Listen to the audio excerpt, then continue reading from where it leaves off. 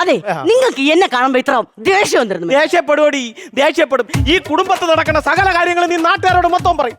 നീ ഗീതയോട് പറഞ്ഞെന്തേടി ഞാൻ മണ്ടനാണെന്ന്?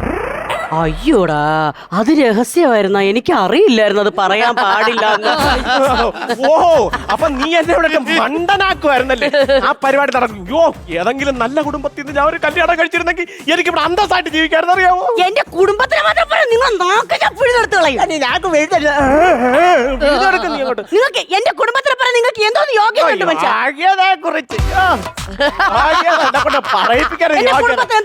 നിങ്ങള് കേക്കണം. ഈ ഇലക്ഷന് നിങ്ങൾ അച്ഛനെ കൊണ്ട് ഞാൻ വോട്ടിടാൻ പോയി.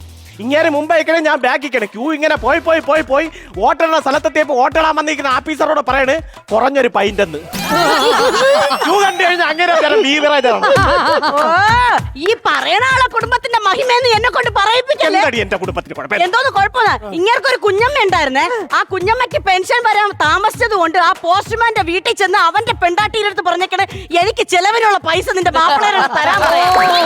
അങ്ങനെ ഒരു കുഞ്ഞമ്മയാണ് ഇങ്ങേർക്കുള്ളത്.